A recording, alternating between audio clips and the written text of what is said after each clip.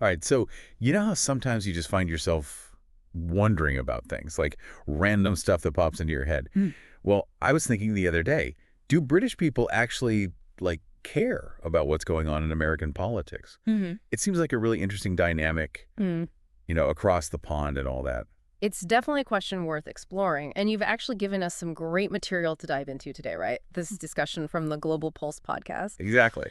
where Emma, the host, talks with, let me see, James Collins, he's a political analyst, and Rebecca Hayes, who's a journalist, and they get into this whole idea of British interest in American politics. Yeah, so today we're going to unpack all of that, see what we can learn about how much attention people in the UK are really paying to what's happening over here. Right off the bat, what stands out from this material is that there isn't like a simple yes or no answer. It's not that straightforward, is it? No, not at all. The level of interest, it seems to really change depending on what's going on. That makes sense. Okay, so if we want to understand why it fluctuates, maybe we should start with, what's the baseline? What's the general level of interest? Both James and Rebecca talked about this, Yeah, they did. and they mentioned that UK media seems to cover American politics quite a bit, especially during those big events like presidential elections or, moments like the Capitol riot, stuff that makes headlines everywhere. Yeah, you can't really escape that kind of news, can you? It feels like the whole world was watching when that happened at the Capitol.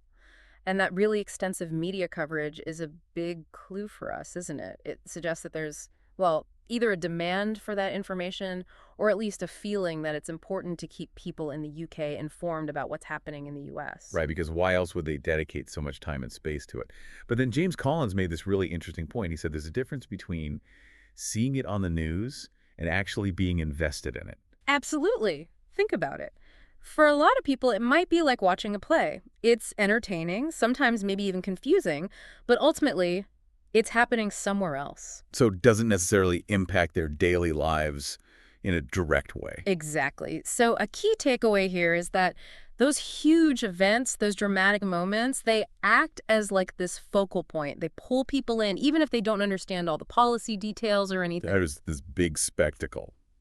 Okay, and Rebecca added to that. She did. She said that while there's definitely attention, especially around, those really prominent figures like Trump or Obama and issues that would directly impact the UK, things like climate change or trade deals, it often feels more like observing political drama than something that has, immediate consequences for them. I think that's a great way to put it. It's almost like they're watching a show, like you said. Yeah. And this takes us to a really crucial question, doesn't it? Okay, what is it? What exactly are those factors that make British people really care about American politics? Yeah, what makes them go beyond being just casual observers? Because clearly personalities play a big part, right?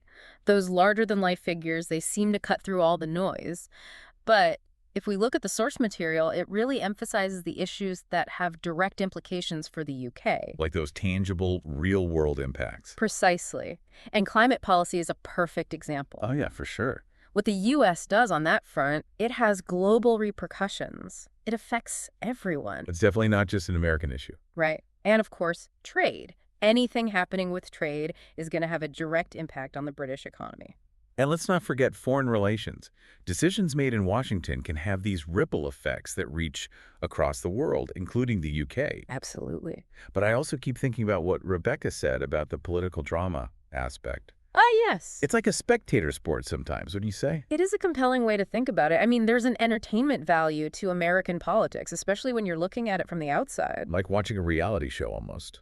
Yeah, there's that element to it, right? It can be captivating and sometimes even a little bit crazy. And that leads us to the idea that this level of interest isn't static. It goes up and down. It fluctuates, yeah. It's not a constant thing. It's like, remember the midterms? Yeah. They didn't seem to generate nearly as much reaction as the presidential election did. That's right. It's like the presidential election is the Super Bowl of American politics for some people in the UK. They all tune in for that. Exactly. And that makes sense when you think about it. The stakes are higher, the media goes into overdrive, and the global implications are massive. It's a big deal. So it makes sense that people would be more engaged then. It really highlights how selective the interest is. It's not consistent. Not at all. It's more like peaks and valleys depending on what's happening. Okay, now let's talk about the younger generation in the UK. Rebecca made an interesting point about that. Oh, yeah, definitely. She said that younger Brits tend to be more engaged with American politics, Hmm. especially when it comes to social issues. That's right. Things like Black Lives Matter, LGBTQ plus rights, gun control. These issues really resonate with them. Yeah, it's like those things transcend national borders. It Mhm. doesn't matter where you live. And young people today are so much more connected to global movements. Yeah, it's like their world is bigger, isn't it? It is. Yeah. And you can't ignore the role social media plays in all of this. Oh, social media has been huge, right? Huge. James mentioned that too. It's like a whole new landscape for engaging with politics, not just in your own country, but internationally too. Yeah, it's all over their feeds, viral clips, Twitter debates, TikToks. American politics is everywhere. And this connects to the bigger picture of how social media has really changed the way we engage with the world. You don't have to actively seek out news anymore. It just kind of finds you. But, and James brought this up, there are some downsides to that too. Oh, absolutely. Disinformation being a big one. Right. It's easy to get caught up in those quick hits and form an opinion without really having all the facts. And a lot of those viral clips, they don't give you the full context. It's just a snippet. Right, so you might be seeing a lot, but are you really understanding it? That's the question, isn't it? Okay, now this is where it gets really interesting, I think. Rebecca talked about how American politics might be like looking into a crystal ball for the UK. She was comparing Trump's style of politics, what some people call populism, to Brexit. Yeah, she was drawing some parallels there. And it's interesting because it's not just about looking at a different country's political system. It's about maybe seeing a potential future for your own. Like a preview of what could be. Exactly. But, and this is important, those parallels are often interpreted very differently depending on people's existing beliefs. You mean some people might see it as a warning? Yeah, Right. yeah, like, look what could happen if we go down this path. But others might see it as a confirmation of their own views. Like it's reinforcing what they already believe. Exactly. So after looking at all of this, how much do British people really care about American politics? It seems complicated. What comes across really strongly from all of this is that the care is selective. It spikes when there's high drama, like during a presidential election or a major political crisis, and especially when it directly affects the UK's own interests. But for a lot of people, the day-to-day engagement with American politics is probably pretty low. That seems to be the case, yeah. But that social media factor, it feels like this constant undercurrent that's changing things, especially for younger people.